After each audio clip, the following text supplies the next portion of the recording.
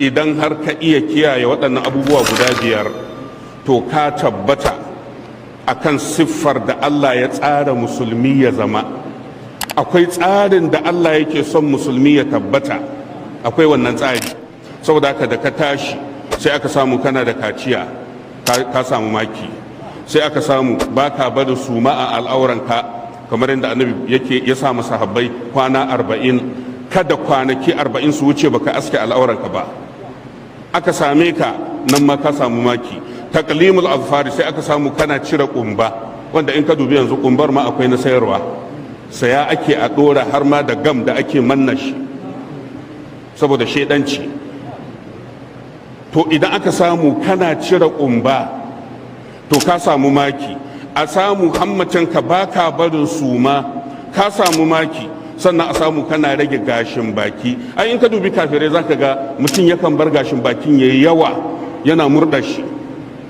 To wannan ba tsarin musulunci bane. Manzon Allah ya ce qassu sharibi, a rage gashin baki, wanda yana daga sunnar annabawan Allah. To idan ka dace da waɗannan, Ibn Hajar ya ce idza fu'ilat, idan aka yi waɗannan ittasafa fa'iluha bil fitra, to ka samu maki, ka dace da siffar da Allah yake so musulmi mai bin manzon Allah ya tabbata akan wannan siffa. واستحبها لهم ليكونوا على أكمل الصفات وأشرفها.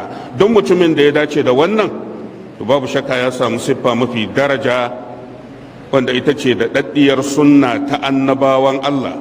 التي اختارها الأنبياء كلهم. wannan yana cikin Fathul Bari mujallal na 11 shafi na 393. Duk waɗannan abubuwan da aka kirga, Ibn Hajar ya ce karkab annabawa babu wanda zaka samu bai dauke su ba. Saboda ka duka karka dauka ita kaciya daga kan annabi Muhammad aka fara, a'a, ai annabi Ibrahim kakan annabawa ne. Saboda haka yasa duk manzanni da suka zo zaka samu gaba ɗaya sun dace da waɗannan siffofi. wattafaqat alaiha shara'i wa ka'annahu amrun jibiliyyun futiru alaiha. Saboda haka yasa duk wata shari'ar da Allah ya aiko, duk wani annabin da Allah ya aiko zaka samu an shar'anta masa waɗannan abubuwa, ba a taɓa cire su ba. Allah ka tabbatar da mu akan waɗannan siffofi. ‘Yan uwa kada ku manta ku yi sharing video ɗin nan ga ‘yan uwa domin su amfana. Sannan za ku iya bibiyar mu a shafukanmu na Facebook, YouTube, AJY Media Da'awa domin samun sababbin videos da zaran mun ɗaura. Sai mun haɗu da ku a video na gaba. Wassalamu alaikum wa rahmatullahi wa barakatuh.